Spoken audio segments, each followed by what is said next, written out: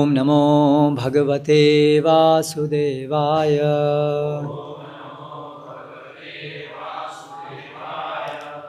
ॐ नमो भगवते वासुदेवाय।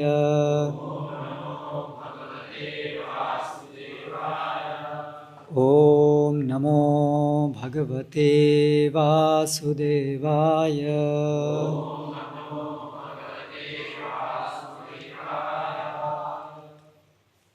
श्रीमद् भागवतम स्कंध 5 अध्याय 2 महाराज आग्निध्र का चरित्र। श्लोक क्रमांक 11 शब्द पाठ। किम संभृतं रुचिरयोः द्विज शृंगयोः ते मध्ये कृशः वहसि यत्र दृशिः भृता मे पंकः अरुणः सुरभिः आत्मविषाणे ईदृक् येन आश्रमं सुभग मे सुरभीकरोषि।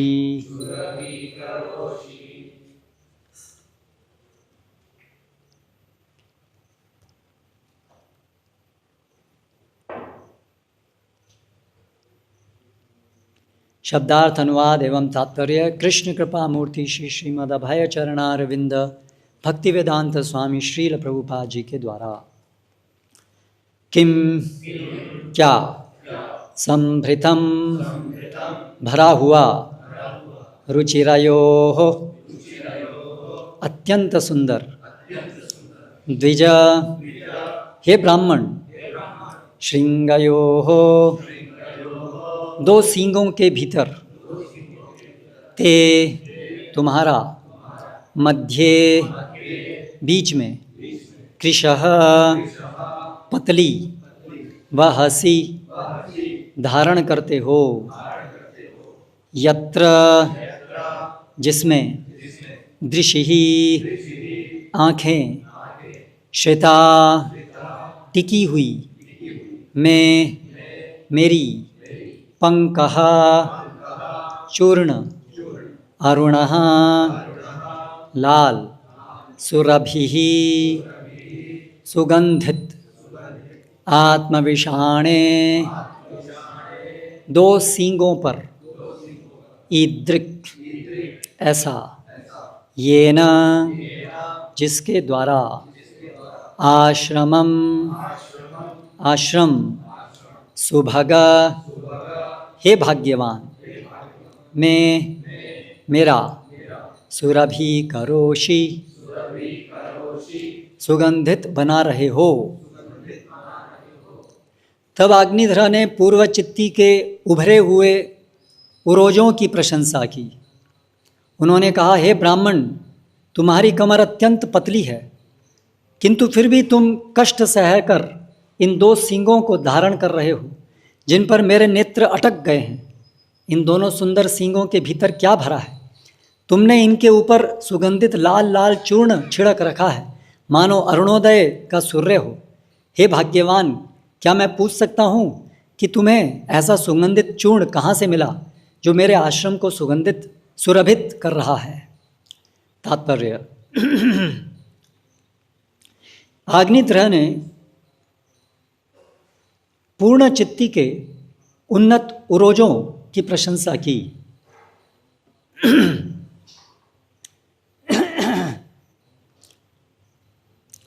उरोजों, पता नहीं मुझे कितने लोगों को ये पता होगा, कॉमन वर्ड नहीं है। स्तन, उसके उरोजों को देखकर वह लगभग प्रमत्त हो उठा, तो भी वह नहीं पहचान पाया कि पूर्वचित्ती किशोर था या कोई किशोरी। इसलिए उसने उसे द्विज, हे ब्राह्मण कहकर संबोधित किया। किंतु द्विज अर्थात ब्राह्मण बालक के वक्षस्थल पर सींग क्यों हो? क्योंकि बालक की कमर पतली थी। अग्निध्र ने सोचा कि वह अत्यंत कठिनाई से इनका भार ढो रहा है, अतः इनके भीतर अवश्य ही कुछ मूल्यवान वस्तु भरी होगी, अन्यथा वह उनको क्यों वहन कर रहा है। जब किसी स्त्री की कटी पतली और उरोज उठे होते हैं तो वह अत्यंत आकर्षक लगती है। अग्निध्र ने मोहित नेत्रों से कृष्ण शरीर वाली लड़की के लाल स्तनों का चिंतन किया और कल्पना की कि उसके नितंब इसको कैसे वहन करते होंगे। अग्निध्र ने कल्पना की कि उसके उन्नत उरोज, उसके 2 सींग हैं जिन्हें उसने वस्त्र से इसलिए ढक रखा था जिससे उनके भीतर के बहुमूल्य पदार्थ को कोई देख न सके। किंतु अग्निध्र उनको देखने के लिए अत्यंत व्यग्र था, अतः उसने प्रार्थना की, कृपया इनसे आवरण हटा दो जिनसे मैं देख सकूं कि इनके भीतर क्या भरा है। विश्वास रखो कि मैं उन्हें ले नहीं भागूंगा।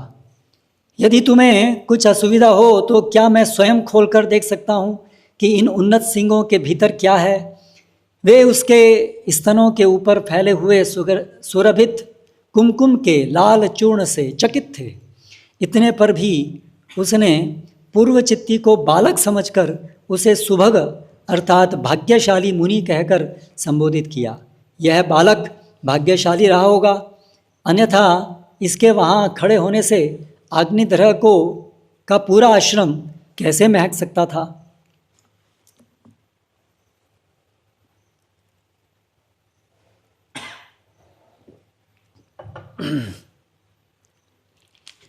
ओम ज्ञानतिमिरान्धस्य ज्ञानाञ्जनशलाकया चक्षुरुन्मीलितं येन तस्मै श्रीगुरवे नमः। श्रीचैतन्यमनोभीष्टं स्थापितं येन भूतले स्वयं रूप कदा मह्यं ददाति स्वपदान्तिकम्। वन्देऽहं श्रीगुरो श्रीयुतः पदकमलं श्रीगुरून् वैष्णवांश्च श्रीरूपं साग्रजातं सहगणरघुनाथान्वितं तं सजीवं साद्वैतं सावधूतं परिजनसहितं कृष्णचैतन्यदेवं श्रीराधाकृष्णपादान् सहगणललिता श्रीविशाखान्वितांश्च। जय श्रीकृष्णचैतन्य प्रभु नित्यानंद श्री अद्वैत गदाधर श्रीवासादि गौरभक्तवृंद। हरे कृष्णा कृष्ण कृष्ण हरे हरे, हरे राम राम राम हरे हरे।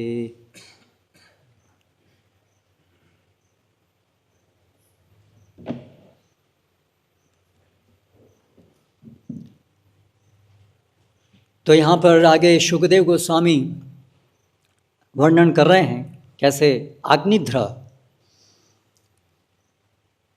एक के बाद एक पूर्वचित्ती के अंगों को देखकर उससे अधिकाधिक मोहित हो रहा है।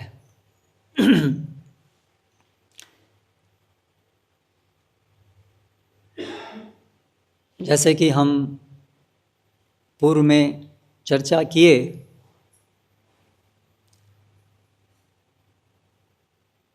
कि इस भौतिक जगत के अंदर बद्ध जीव को बद्ध करने वाली बांधने वाली सबसे बड़ी बेड़ी जंजीर ये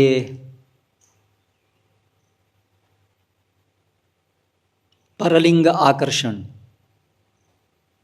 सेक्स अट्रैक्शन, ये सबसे बड़ी बेड़ी है। वास्तव में ये जो आकर्षण है ये जीवात्माओं के भगवान श्री कृष्ण के प्रति आकर्षण का विकृत रूप है। सभी जीव अपनी स्वच्छ अवस्था में, शुद्ध अवस्था में, जब उनके अंदर माया का प्रभाव नहीं होता, तब वे श्री कृष्ण से आकर्षित होते हैं और भगवान की इंद्रियों को संतुष्ट करने में एक आनंद की अनुभूति करते हैं, जिसे आदि रस कहते हैं।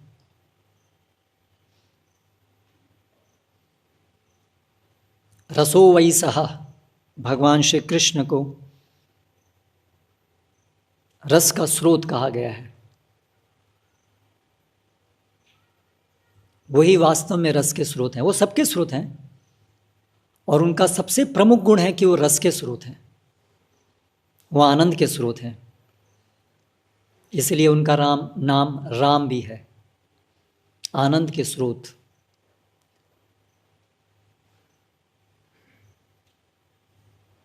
वो स्वयं भी इस आनंद से आह्लादित रहते हैं।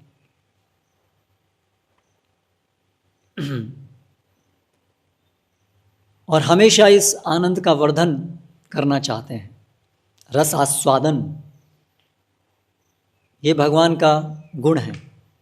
भगवान रस आस्वादन करना चाहते हैं। और सभी जीवात्माएं, क्योंकि हम भी भगवान के अंश हैं, इसलिए हमारे अंदर भी ये स्वभाव है। हम भी रसास्वादन करना चाहते हैं, हम भी आनंदित होना चाहते हैं, आनंदित रहना चाहते हैं। जीवात्माओं के आनंद का वास्तविक स्रोत भगवान श्री कृष्ण की सेवा है, कृष्ण प्रेम है, अन्य और कुछ नहीं है। किंतु इस भौतिक जगत के अंदर हमें बहुत अन्य वस्तुओं में आनंद का अनुभव होता है। अन्य वस्तुएं सभी का एक ही प्रकार है, उसके विभाग अलग अलग हैं, लेकिन मूल रूप से सब एक ही है, स्वयं के इंद्रिय भोग। आध्यात्मिक जगत में और भौतिक जगत में यही पार्थक्य है। आध्यात्मिक जगत में जीव स्वयं के इंद्रिय भोग की कोई कामना नहीं करते, कोई प्रयास नहीं करते, और सारी कामना और सारे प्रयास केवल कृष्ण के इंद्रियों को संतुष्ट करने में करते हैं। इसके विपरीत इस भौतिक जगत में जो भी बद्ध जीव हैं, यानी लगभग सभी, वो सभी इस भ्रांत धारणा में हैं कि हम स्वयं की इंद्रियों को संतुष्ट करके सुखी हो सकते हैं। ये मूल पार्थक्य है आध्यात्मिक जगत में और भौतिक जगत के अंदर। इस भ्रांत धारणा के कारण भगवान की बहिरंगा शक्ति, माया शक्ति के प्रभाव में हम आ गए हैं।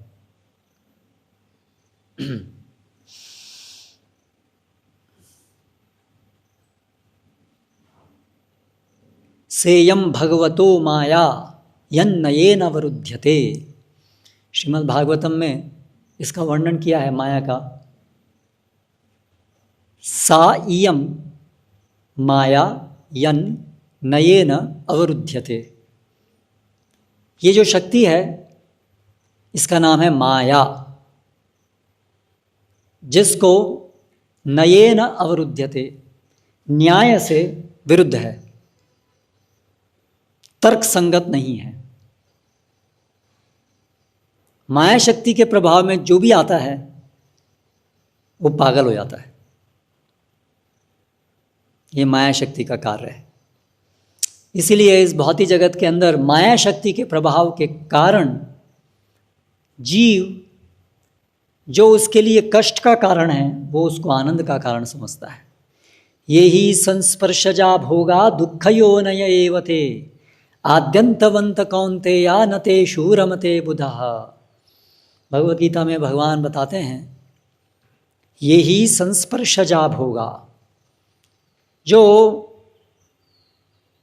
इंद्रियों के, भौतिक इंद्रियों के और इंद्रिय विषय के मिलने से तथाकथित रस उत्पन्न होता है, अनुभूति उत्पन्न होती है, यही संस्पर्शजा भोगा दुःखयोनयः, वो दुख का स्रोत है। आद्यंतवंत कौन्तेय, और उसका आदि और अंत है। न तेषु रमते बुधाः, इसलिए जो बुद्धिमान हैं वो उसके लिए प्रयास नहीं करते।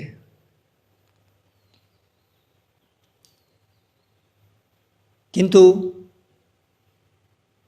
ज़्यादातर लोग तो बुद्धिमान नहीं हैं, मूर्ख हैं। बद्ध जीव मूर्ख हैं। अभी जो बद्ध जीव भगवान की शरण में आ रहे हैं, आ गए हैं, वे अभी बुद्धिमान होने के रास्ते में हैं, अन्यथा सभी मूर्ख हैं।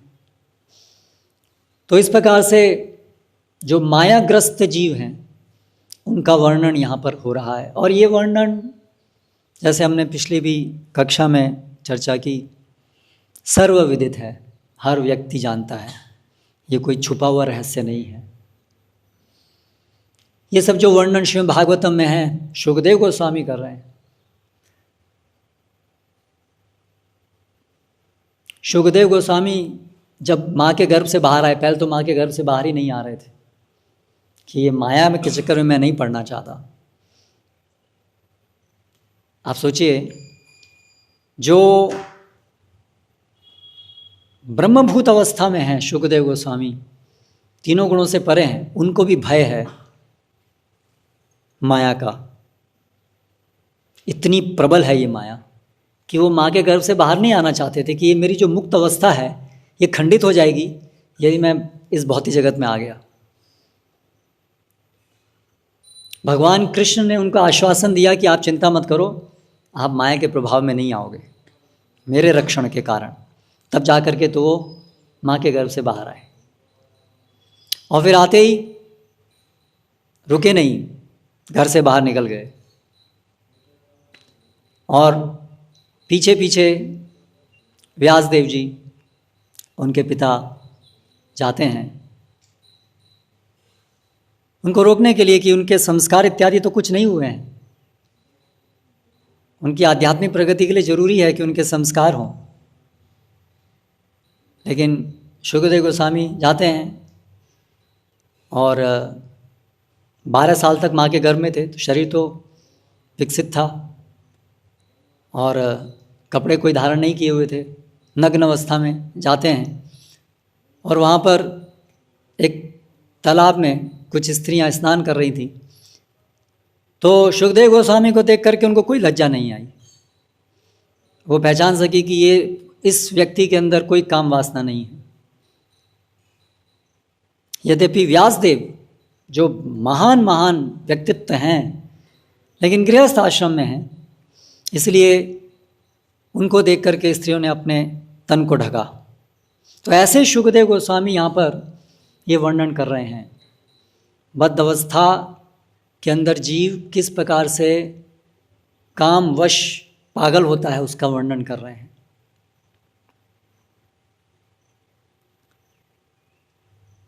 तो एक कामुक पुरुष स्त्री के स्तनों को देख करके मोहित होता है, स्त्री के मुखमंडल को देख करके मोहित होता है।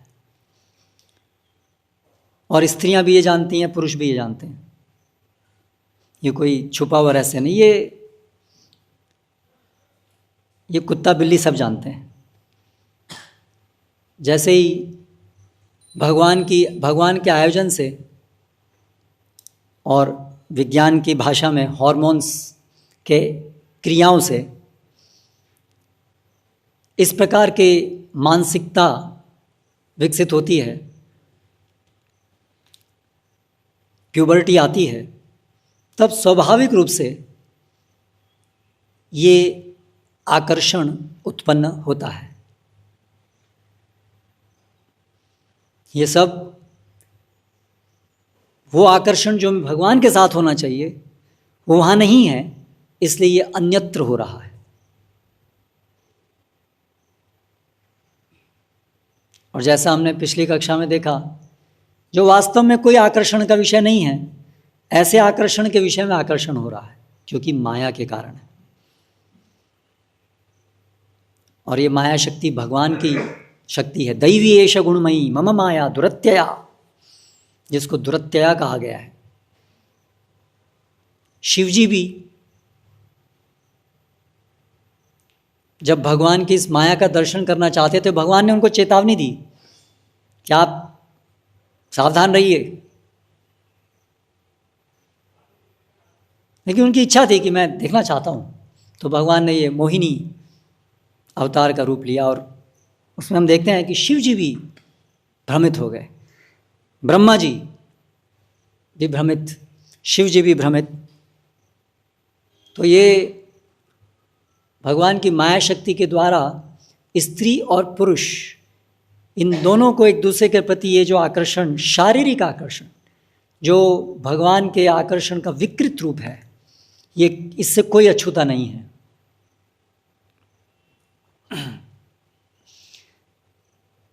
भागवतम में एक श्लोक है, निर्जित्य तिक चक्रम अभूत विग्रहो वरासनस्थः समराज वंदितः गृहेषु मैथुन्य सुखेषु योषिताम क्रीड़ा मृगः पुरुष ईशनीयते। यहाँ वर्णन हो रहा है, एक चतुर्दिक विजयी राजा है जिसने चारों दिशाओं को जीत लिया है। वंदितः, बड़े बड़े अन्य राजाओं के द्वारा वंदित है, अपने आसन पर बैठा है।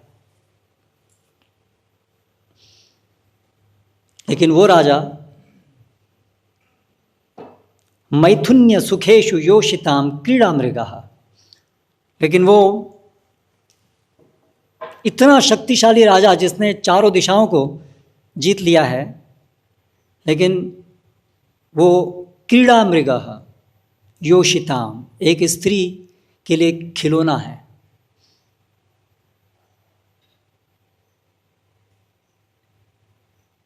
तो क्या यह आश्चर्य की बात नहीं है? बड़े बड़े राजा वो एक सामान्य स्त्री के वश में आते हैं इस मोह उत्पन्न करने वाली शक्ति के कारण। अग्निध्र, इतने महान राजा, उनके क्या शक्ति रही होगी, उनके क्या गुण रहे होंगे।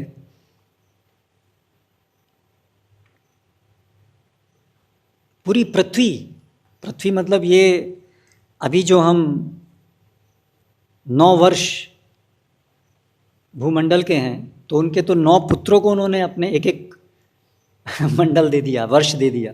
वो सबके अधिपति थे।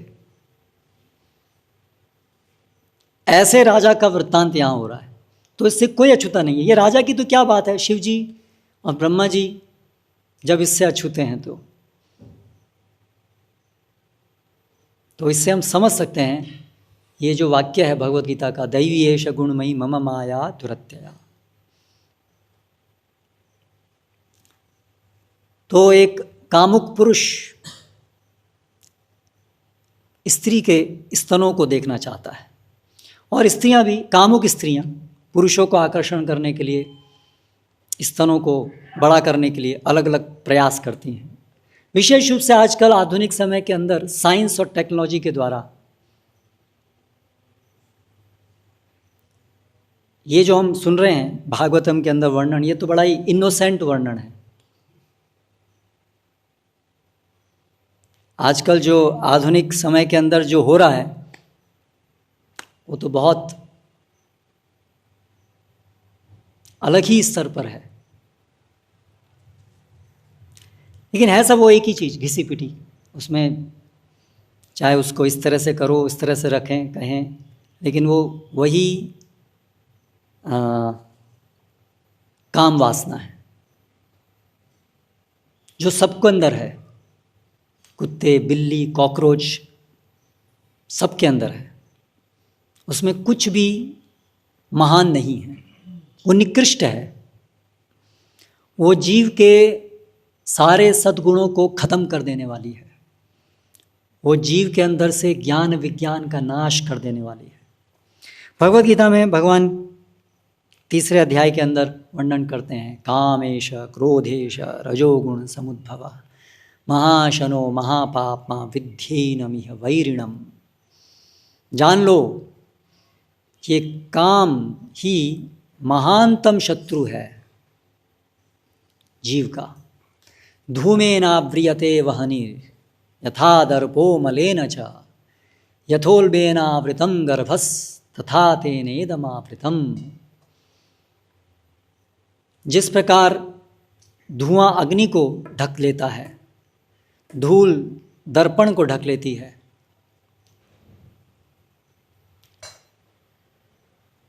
गर्भ के अंदर शिशु को ढक लेता है, उसी प्रकार ये काम वासना आत्मा को ढके हुए है। आवृतम ज्ञानमेतेन ज्ञानिनो नित्यवैरिणा कामरूपेण कौन्तेय दुष्पूरेण अनलेन च।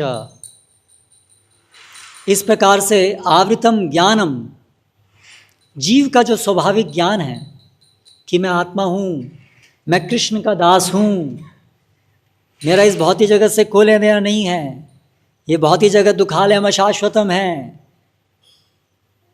सब ज्ञान आवृतम, इससे सब ज्ञान ढक जाता है। आवृतम ज्ञानमेतेन ज्ञानिनो नित्यवैरिणा, ये ज्ञानी का नित्य वैरी है, ये आत्मा का नित्य वैरी है। काम रूपेण, ये काम रूप है। दुष्पूरेणानलेन च, दुष्पूरण, इसको संतुष्ट कर पाना असंभव है। अनलेन, जिस प्रकार से अग्नि को घृत डालने से बुझाना संभव नहीं है, उसी प्रकार इस काम वासना को काम वासना के विषय देने से बुझाना संभव नहीं है। भागवतम में एक अन्यत्र जगह श्लोक में बताया है, न जातु कामः कामानाम उपभोगेन शाम्यति हविषा कृष्ण वर्त्मेव भूय एवाभिवर्धते। न जातु काम कामानाम, ये जो कामी लोगों का जो काम है, ये उपभोगेन न शम्यति, ये भोग करने से इसका शमन नहीं होता है। जिस प्रकार हविषा कृष्ण वर्त्मेव, जिस प्रकार घृत डालने से हविषा कृष्ण वर्त्मेव, जो अग्नि है उसका शमन नहीं होता है, भूय एवा वर्धते, बल्कि वो और अधिक बढ़ती है।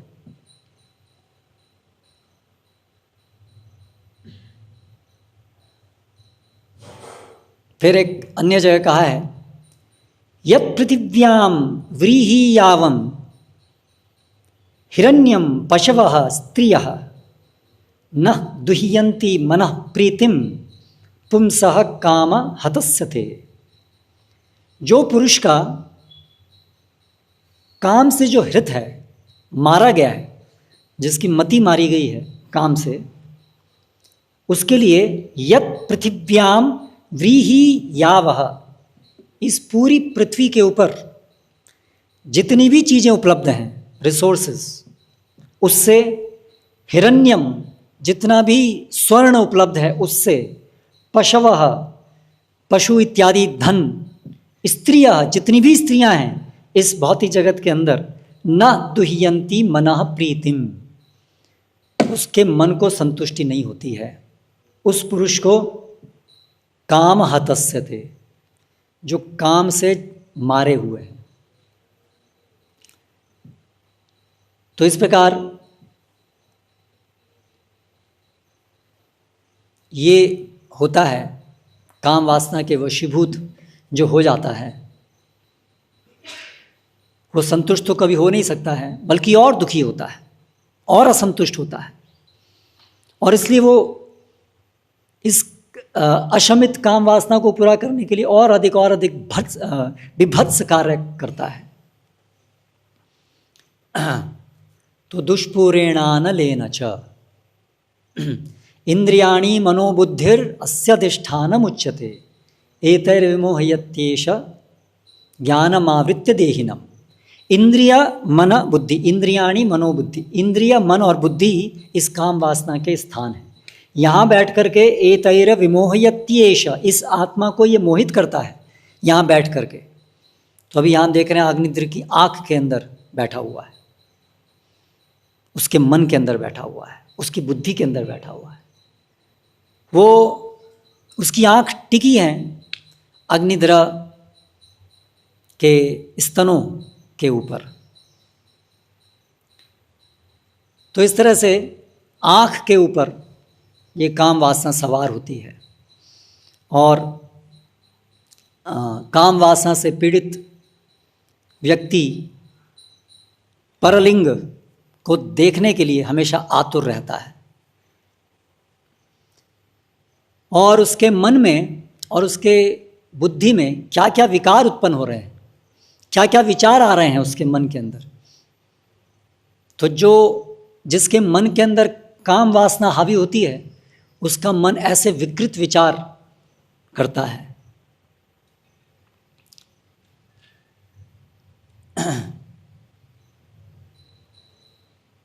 तो पूरे संसार के अंदर हम ये देखते हैं, बहुत सारे कवि हैं, बहुत सारे लिरिक्स राइटर हैं। तो वो सब क्या करते हैं, सेक्स लिटरेचर, सेक्स गाने लिखते हैं। जो यहाँ पर हम देख रहे हैं वैसा ही वो देखते हैं, ऐसे मन के अंदर कल्पना करते हैं और कविताएं लिखते हैं। और ऐसे ही दूसरे कामुक लोग इन कविताओं को सुन करके वाह वाह करते हैं। लेकिन अगर थोड़ा सा भी विवेक से देखा जाए तो ये सब निरा पागलपन है। तो यहाँ वो कल्पना कर रहा है कि ये स्त्री के जो स्तन हैं ना, जिसके बारे में हमने पिछली कक्षा में देखा, सर्वविदित है, नारी स्तन भर नाभिदेशम दृष्ट्वा मागा मोहवेशम एतन मांस वसादि विकारम मनसि विचिन्त्य वारम वारम। शंकराचार्य जी, ये मांस और वसा का विकार है। लेकिन एक कामुक पुरुष के लिए उसे क्या लग रहा है, ये अनमोल रत्न से भी अधिक सुंदर है।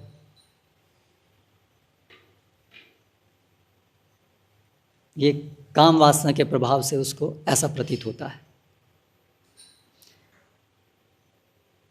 और मन के अंदर विकार उत्पन्न होते हैं, उसको देखने के लिए आतुर होता है। इसलिए वो क्या चाहता है, अपने मन अपने विचारों को व्यक्त करता है कि इसको जो आपने ढका हुआ है, इसको आप हटाइए, मैं इसको देखना चाहता हूँ, या तो मैं इसको हटाता हूँ। इस प्रकार से एक कामुक व्यक्ति की मति, मन पूरा भ्रष्ट हो जाता है।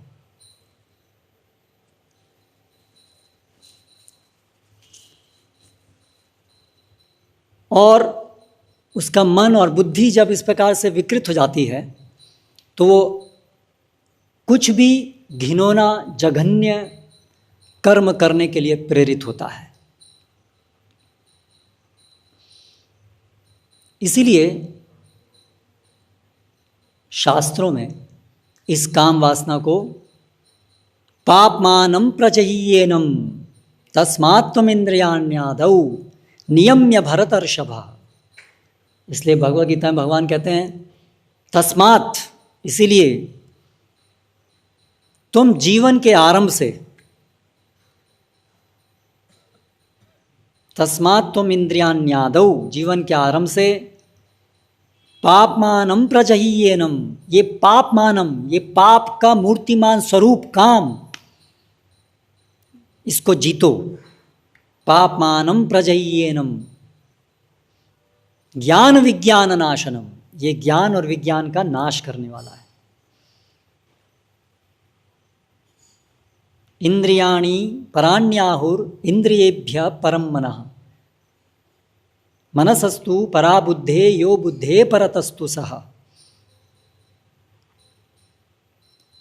एवं बुद्धे परम बुद्ध्वा संस्तभ्यात्मानमात्मना जहि शत्रुम महाबाहो कामरूपम दुरासदम।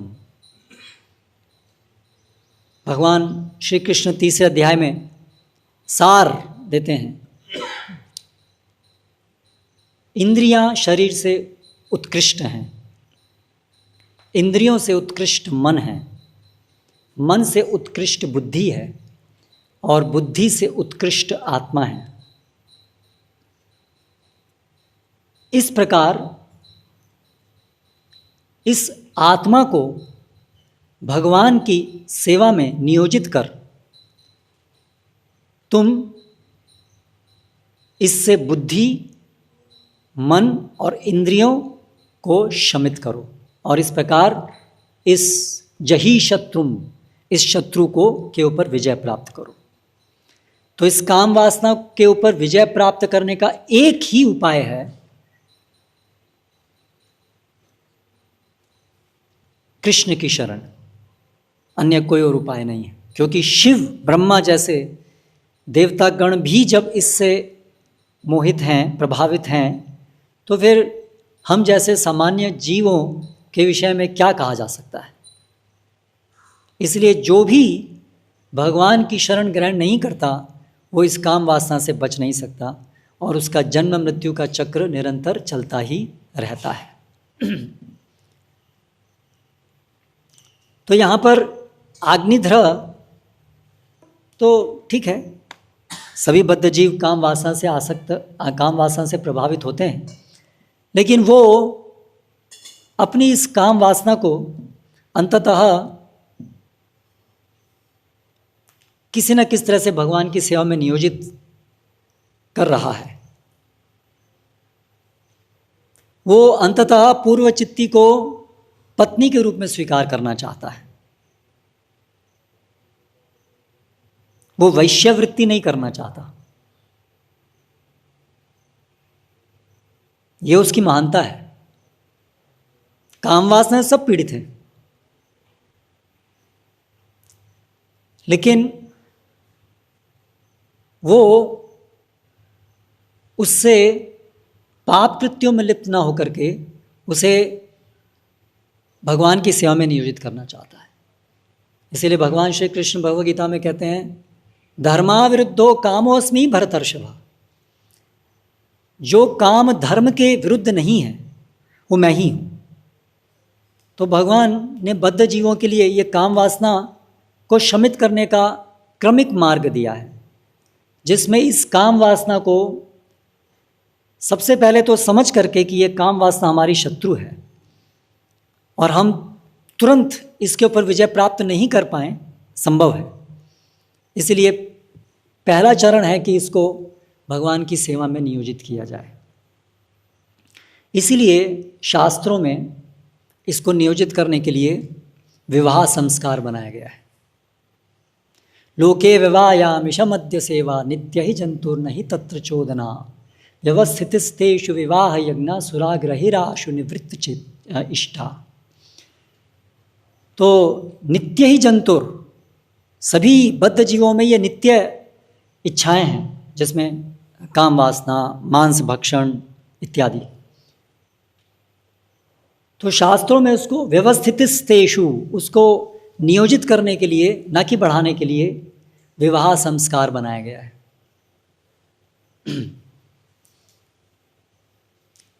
लेकिन आज क्या हो रहा है,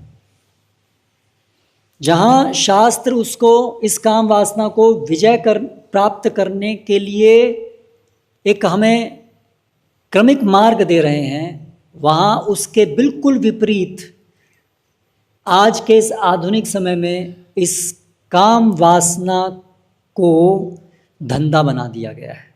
काम वासना के ऊपर धंधा किया जा रहा है, कॉमर्शलाइजेशन ऑफ सेक्स। ये सबसे पीड़ाजनक तथ्य है। काम वासना का होना वो तो समझ में आता है, क्योंकि उसका मार्ग है, उसको भगवान की सेवा में नियोजित कर सकते हैं। लेकिन ये जो वर्तमान समय के अंदर काम वासना को पैसा कमाने का धंधा बनाया जा रहा है, ये अत्यंत दुखद विषय है। ये सबकी वीकनेस है। ये काम वासना हर स्त्री और हर पुरुष की वीकनेस है।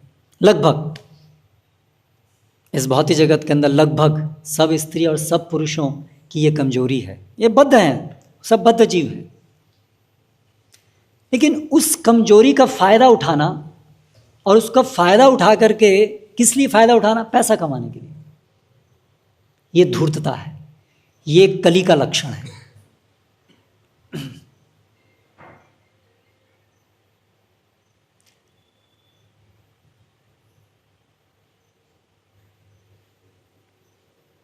तो आज जो हम देख रहे हैं वर्तमान समय के अंदर, साइंस और टेक्नोलॉजी या जो भी विकास के अलग अलग चीज़ें हैं, उसका उपयोग इस काम वासना को भड़काने के लिए, उत्तेजित करने के लिए किया जा रहा है। और नादान, जैसे एक नादान बच्चा होता है, वो नादान है, उसकी बुद्धि विकसित नहीं हुई है। अगर उस बच्चे को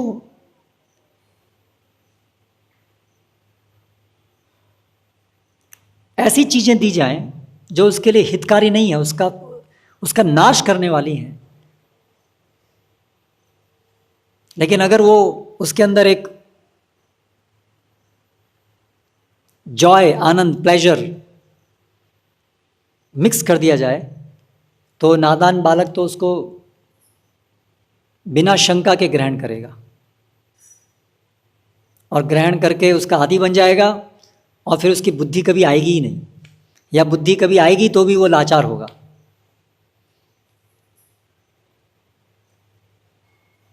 तो आज एग्जैक्टली ऐसा ही किया जा रहा है।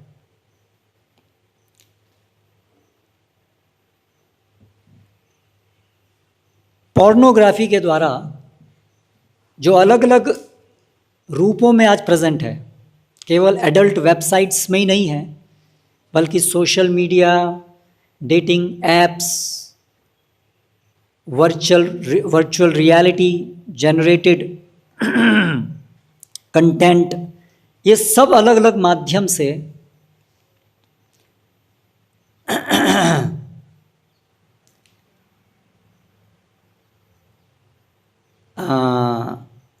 इस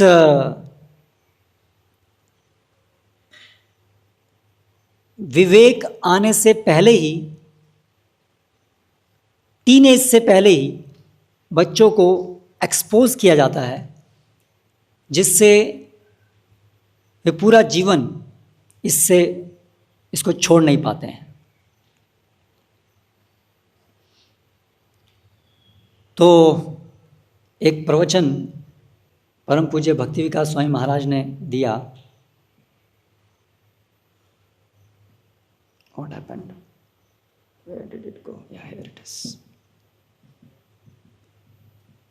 जिसमें वो आगाह कर रहे हैं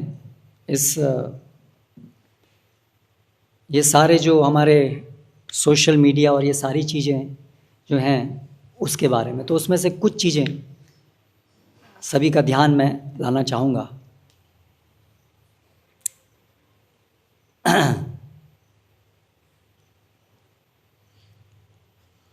जो लोग स्मार्टफोन यूज़ करते हैं, हर 4 में से 3 लोग जो स्मार्टफोन यूज़ करते हैं पूरे संसार में, 4 में से 3 लोग, वो लोग पोर्नोग्राफी देखते हैं रेगुलरली।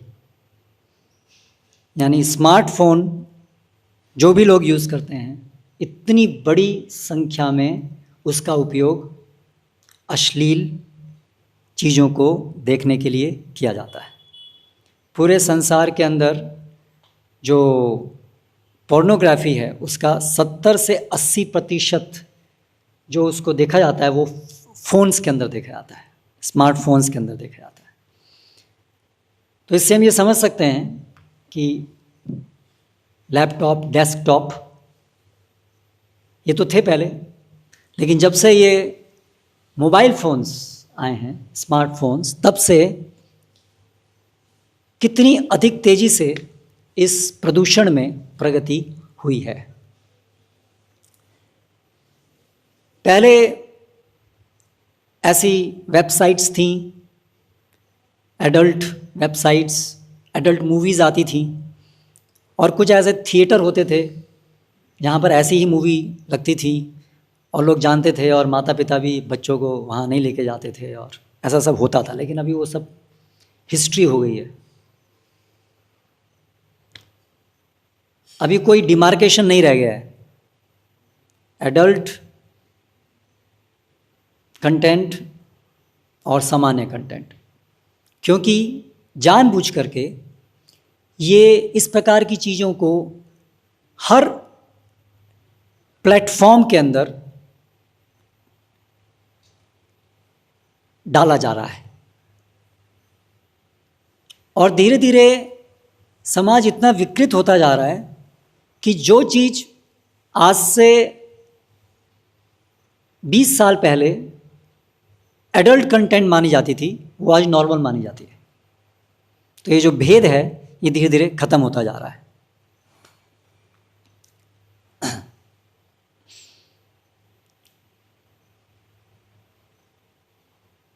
कोई एक ऐप है ओनली फैंस, पता नहीं, मैं तो महाराज के लेक्चर में ही सुना।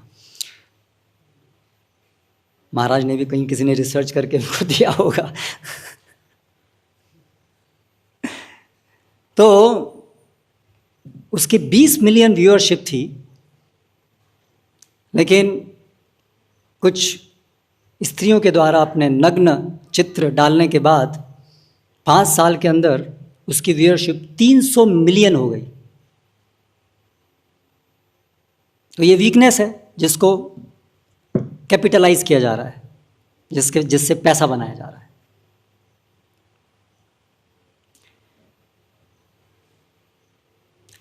$100 बिलियन इंडस्ट्री है पोर्नोग्राफी, $100 बिलियन, और इसको एक इंडस्ट्री बना दिया। हर चीज़ पैसा, आज पैसा ही भगवान है।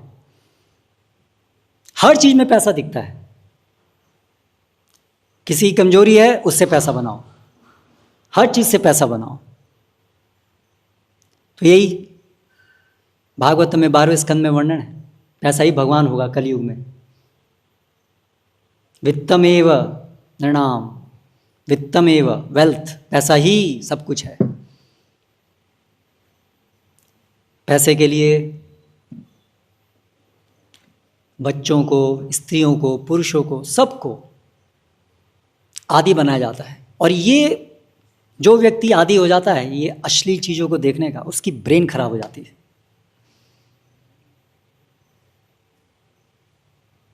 मतलब फिजिकली भी खराब हो जाती है। साइंटिफिकली स्टडी करने से ब्रेन के अंदर चेंजेस देख सकते हैं, ग्रे मैटर कम हो जाता है, डोपामीन का लेवल अत्यधिक बढ़ जाता है। ये सेंसेशंस होती है ना, तो वो कुछ ना कुछ केमिकल्स के द्वारा ही जनित होती हैं, और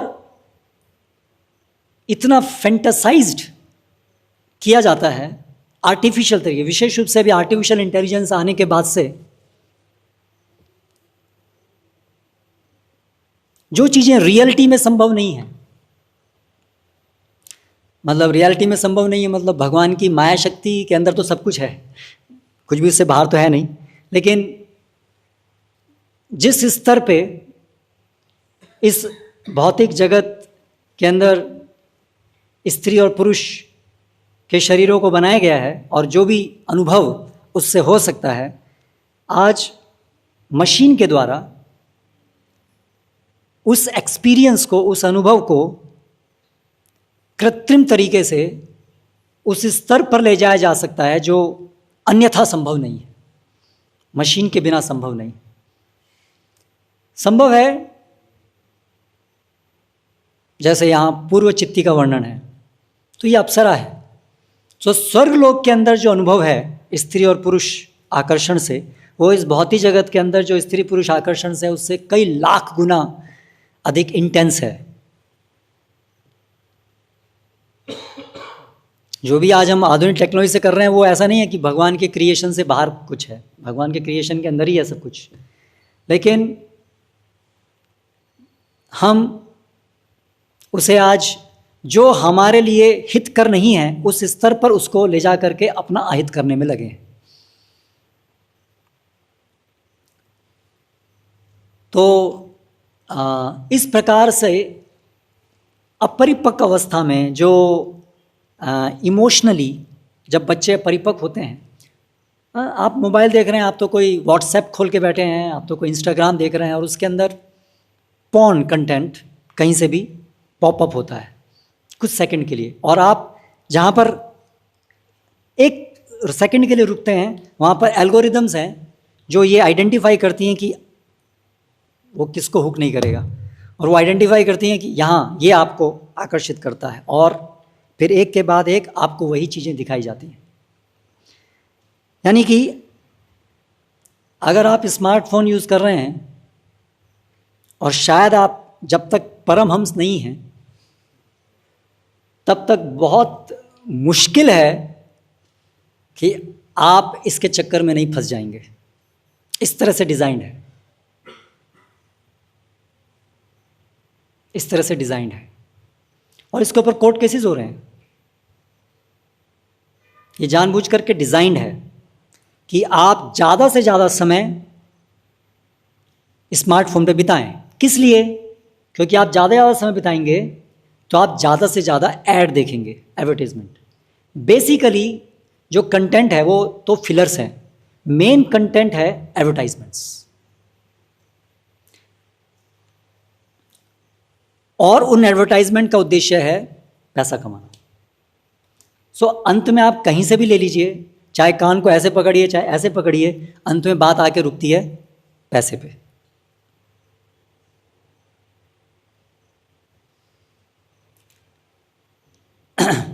तो ऐसे अश्लील चीज़ों को देख करके वास्तविक जगत के अंदर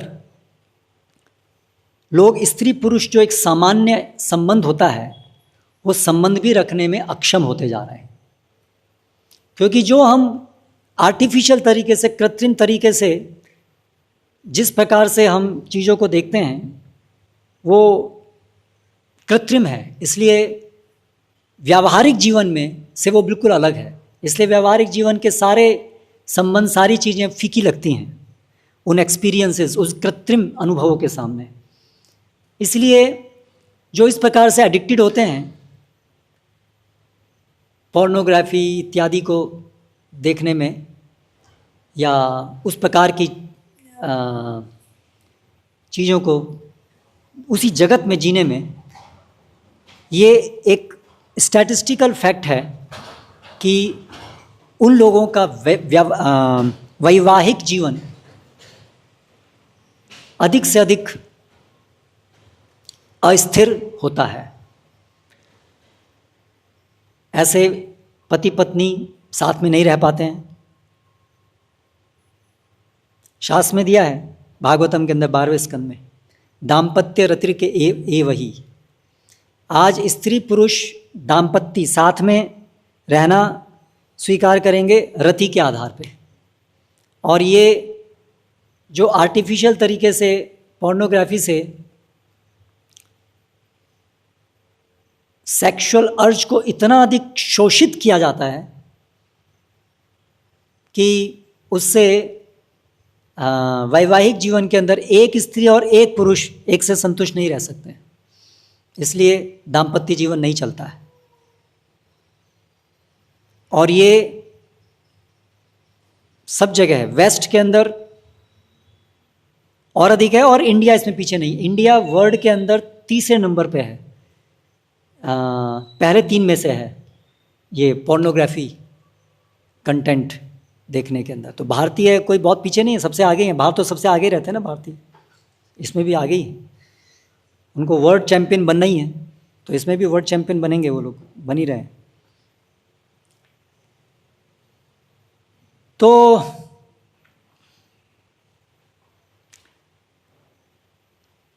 क्या कर सकते हैं इसके लिए? क्या कर सकते हैं? बहुत मुश्किल है ये युद्ध, क्योंकि जब समाज के नेता, सभी लोग, सभी इसको प्रमोट कर रहे हैं, तो सामान्य जनता, बालक, सामान्य लोग जिनके जो तो कंट्रोल्ड हैं सिस्टम्स के द्वारा, पॉलिसीज़ के द्वारा, वो क्या करेंगे? एक नादान पशु की तरह से उनकी हत्या होगी। हाँ,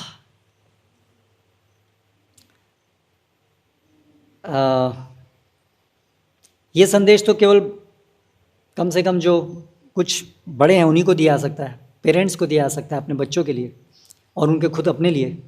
बच्चों को तो क्या शिक्षा देंगे? बच्चे तो नादान हैं, तो केवल उनके पेरेंट्स ही उनको मदद कर सकते हैं। उनके लिए बहुत मुश्किल है। आज कैसे आप अपने बच्चों को स्मार्टफोन से बचाएंगे? शहर में रहते हुए कैसे बचाएंगे? आज स्कूल कॉलेजेस के करिकुलम और पीयर प्रेशर इतना अधिक है कि यदि आज किसी बच्चे के पास स्मार्टफोन नहीं है तो उसको इडियट माना जाता है। तो बच्चा कैसे सहन करेगा? उसके सारे फ्रेंड्स, पूरा माहौल वहाँ पर इसी के ऊपर है, इसी की चर्चा हो रही है, नए नए ऐप्स, नई नई चीज़ें, और अगर उसके पास नहीं है तो मूर्ख दिखाई देगा, वो बोंगा पंडित, उसकी मजाक उड़ाई जाएगी। तो आप सोचिए उस बच्चे के लिए कितना मुश्किल होगा जीना।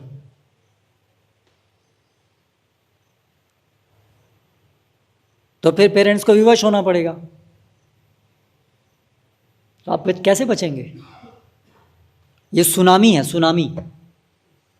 उस सुनामी से कैसे बच सकते हैं? सुनामी आएगी तो उससे कैसे बच सकते हैं? सुनामी आप देख रहे हैं, आ रही है, देखते रहो। यू कैन नॉट डू, भाग नहीं सकते, कुछ नहीं कर सकते। भाग के कहाँ जाएंगे आप? कितनी तेजी से भागेंगे आप? सुनामी की स्पीड, आप कुछ नहीं कर सकते हैं। आप अगर आप सुनामी में फंस गए हैं तो आप फंस गए। एवलांची, बर्फ का पहाड़ टूट के गिर रहा है, क्या कर लेंगे आप? तो उसी प्रकार से सुनामी है वर्तमान समय में, बहुत मुश्किल है इससे बचना। हाँ, पूरी तरह से इस आधुनिक सभ्यता से कहीं भागना पड़ेगा। भागवतम में वर्णन है 12वें स्कंद में, गच्छन्ति गिरि काननम। लोग जो हैं जंगलों में हम भागेंगे, इतनी खराब व्यवस्था होगी। तो हो गई है वो, अभी तो 5000 साल ही हुए कलयुग को आए हुए। सो ये आधुनिक जीवन, आधुनिक जगत में इसमें रहना, तो रह करके अपने को, अपने बच्चों को बचाना तो प्राय असंभव है। प्रायः इक्का दुक्का कोई बहुत महान आत्माएं होंगी जो ऐसे वातावरण में रह करके भी इसके प्रभाव से बच पाएँ, सामान्यतः संभव नहीं है। तो इसलिए इस पूरी आधुनिक सभ्यता का विकल्प ही ढूंढना होगा कुछ। वो भी मुश्किल है, उसमें भी आसान नहीं है। ये सुनामी, तो उससे बचना वहाँ पर भी इतना आसान तो नहीं है। तो ये श्रील प्रभुपाद ने जो फार्म कम्युनिटीज़ का आइडिया दिया है, जो वो बेस्ट पॉसिबल विकल्प दिखता है, उससे अलावा तो और कोई विकल्प समझ में नहीं आता है। वहाँ पर भी बहुत मुश्किलें हैं, क्योंकि छोटी छोटी कम्युनिटीज़ हैं, वो भी पूरे संसार के अंदर एक छोटे से एक ओएसिस, एक छोटे से एक आइलैंड की तरह से हैं। संपर्क तो है बाहर के जगत से, तो बहुत मुश्किल है वहाँ भी, लेकिन फिर भी काफ़ी हद तक आशा है। कम से कम जो बड़े हैं, जिनके बुद्धि विवेक कुछ जग रहा है, सत्संग में शक्ति है, हरिनाम में शक्ति है, उपाय है। वास्तव में हताशा की जरूरत नहीं है, उपाय है हरिनाम। चैतन्य महाप्रभु के इस आंदोलन के आगे तो कली क्या करेगा? तो यस, उपाय है, निराश होने की जरूरत नहीं है। हरर नाम हरर नाम हरर नाम ऐव केवलम, कलौ नास्त्येव नास्त्येव नास्त्येव गतिरन्यथा। यह हरिनाम में शक्ति है। तो यदि हम हरिनाम का सहारा लेंगे, भगवान की शरण ग्रहण करेंगे और हरिनाम का प्रचार करेंगे, तो चैतन्य महाप्रभु की क्योंकि भविष्यवाणी है, इसलिए संभव होगा ये सब आधुनिक पागलपन से अपने को और अन्यों को बचा पाना। हरे कृष्णा कृष्ण कृष्ण हरे हरे, हरे राम राम राम हरे। श्रील प्रभुपाद की जय। प्रश्न है कोई? है? ओके।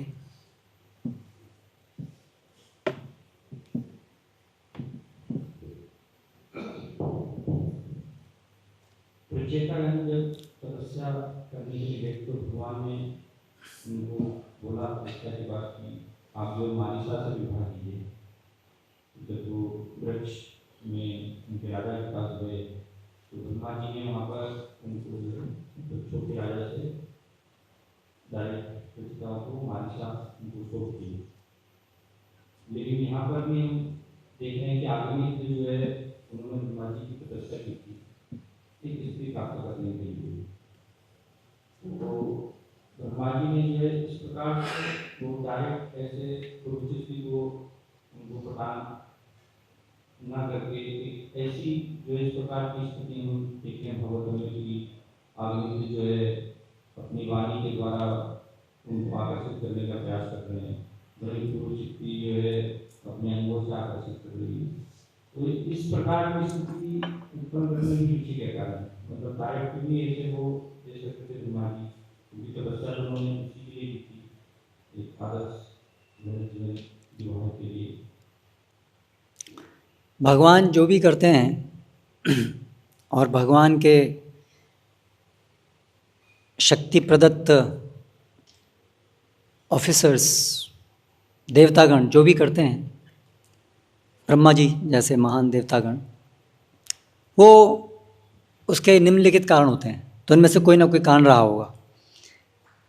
एग्जैक्टली इस केस में क्या कारण रहा होगा वो जानना हो सकता है हमारे संभव ना हो, क्योंकि हमारे पास एक छोटा सा वृत्तांत है, बहुत थोड़ा सा। इस पूरे अग्निधर का पूरा जीवन, उनकी मानसिकता, बहुत कुछ यहाँ नहीं है।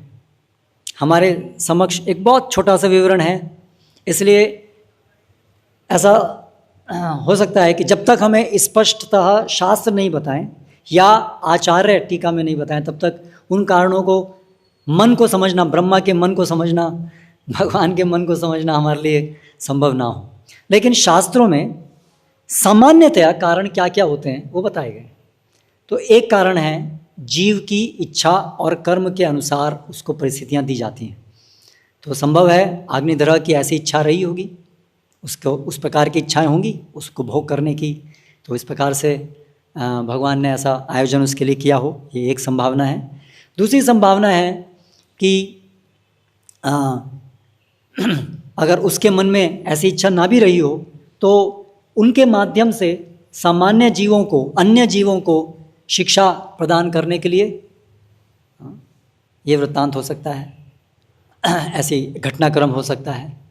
तो इस प्रकार के कारण जो है वो शास्त्र में बताए हैं। अभी यहाँ पर क्या कारण है, यहाँ पर जो आचार्य हमें बता रहे हैं वो तो ये बता रहे हैं श्रीधर स्वामी कि अग्निधर वो एक महान राजा हैं, उनके महान गुण हैं, लेकिन काम वासना से पीड़ित हैं और इसीलिए वहाँ पर इस प्रकार का वर्णन और वृत्तांत है। जबकि प्रचेता, उनकी स्थिति तो अलग थी। प्रचेता जो हैं वो एक बहुत ही एक उन्नत चेतना के स्तर पर थे। तो जो मेरी समझ में आता है कि वो अग्निधर और उनकी चेतनाओं का अंतर है। लेकिन आंतरिक कारण हो सकते हैं। अग्निधर भी एक, प्रभुपाद आगे एक उसमें लिखेंगे कि वास्तव में अग्निधर जो हैं वो तो वास्तव में शुद्ध भक्त हैं, लेकिन तो वो भौतिक चीज़ों से आकर्षित नहीं होते हैं। तो उसके गुह्य कारण हो सकते हैं, वो हमारे लिए जो आचार्य बताते हैं, जो यहाँ लिखित है उसी से समझ सकते हैं। बट देखिए, जो भी शास्त्रों में यहाँ पर ये जो वृत्तांत दिया है वो तो हमारे लिए एक प्रयोजन के लिए दिया गया है, तो वो तो हमारे लिए स्पष्ट है, उसको तो हम समझ ही सकते हैं। अब वो एग्जैक्टली इस केस में उनका क्या कारण रहा होगा, उसके जनरल कारण पता है, एग्जैक्टली उस केस में हम ना भी जाने तो भी इससे कोई फर्क नहीं पड़ता है। जो हमारे लिए शिक्षा है वो बहुत स्पष्ट है कि काम वासना बहुत महान अवरोध है आध्यात्मिक जीवन में, उससे निकलने का प्रयास होना चाहिए। अच्युत कृष्ण प्रभु।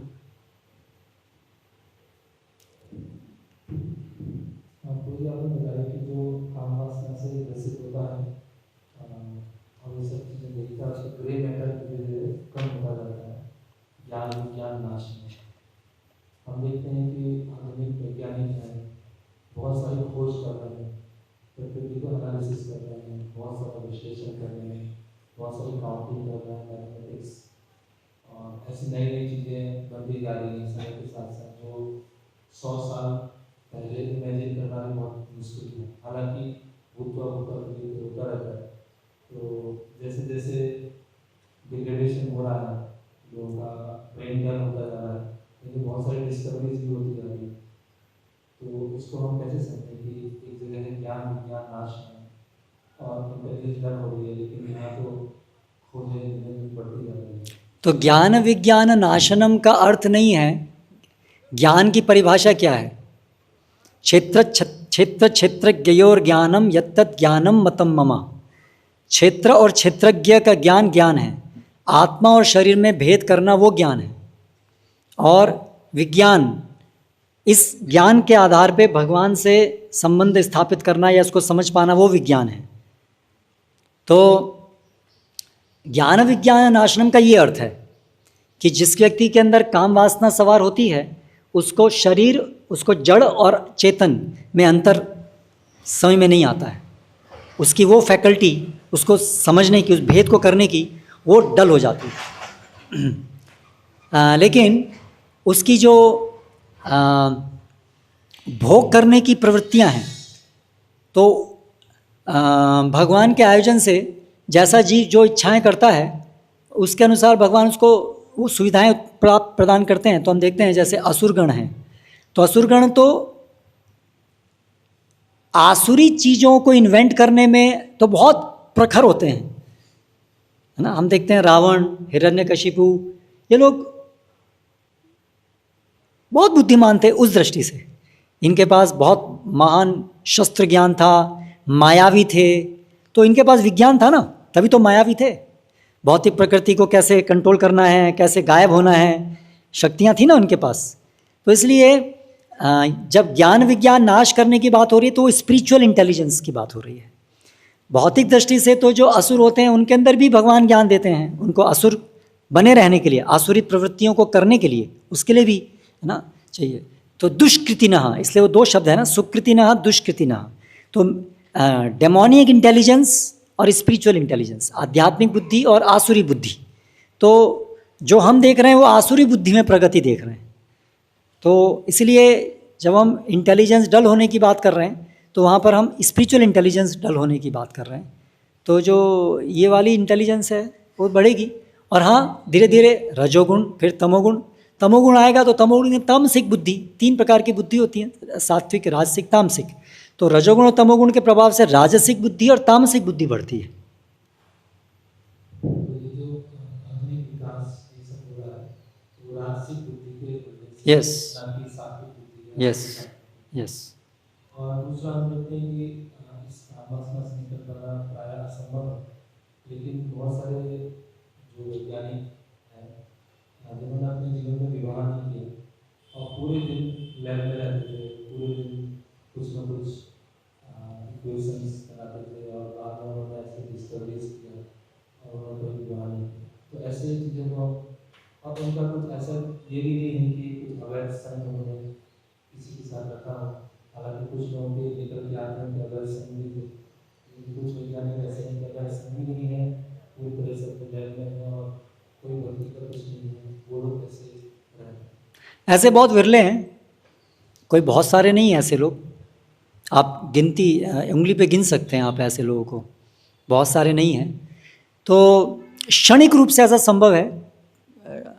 क्षणिक रूप से मतलब काम वासना के अलग अलग प्रकटीकरण होते हैं, वो बुद्धि के स्तर पे, विशेष रूप से बुद्धि के स्तर पर प्रकट जब होता है, तब उसके अंदर ये जो आनंद है, बुद्धि का उपयोग करके संसार को समझने का प्रयास, ये एक स्पेशलाइज्ड प्रकार की काम वासना की अभिव्यक्ति है, जिसमें उसको आनंद मिलता है रिडल सॉल्व करने में, उसको तथ्यों को जानने में। तो उसमें भी, वहाँ पर भी विशेष रूप से कुछ हद तक सात्विक बुद्धि का ऑपरेट करती है, तब जाकर के ऐसी चीज़ें होती हैं।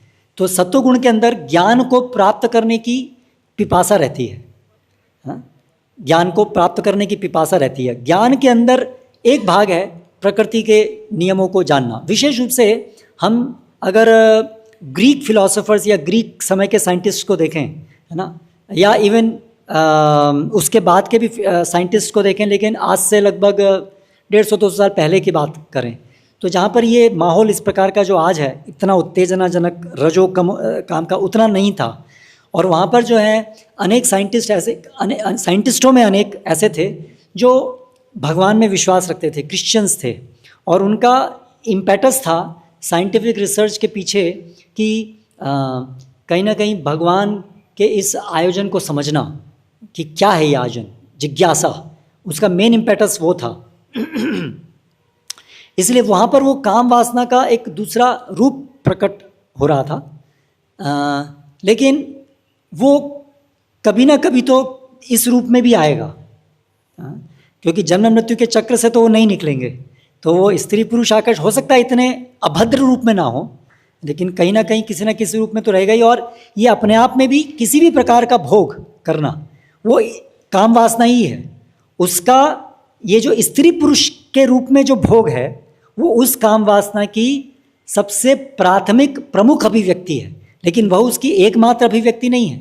किसी भी प्रकार का इंद्रिय भोग, बौद्धिक स्तर का इंद्रिय भोग, मानसिक स्तर का इंद्रिय भोग, जैसे धन प्राप्त करने का नशा या एक प्रेस्टीज, वो भी एक काम वासना का एक रूप है।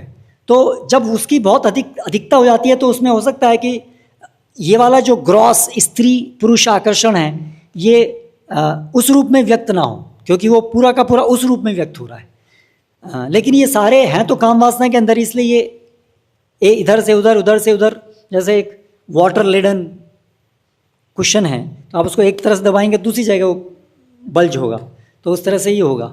अंततः है काम वासना ही अलग अलग रूप में। यस, ये संभव है किसी एक रूप में ज़्यादा प्रकट होने से कुछ समय के लिए वो दूसरे रूप में ना हो। जय प्रभुपाद की जय।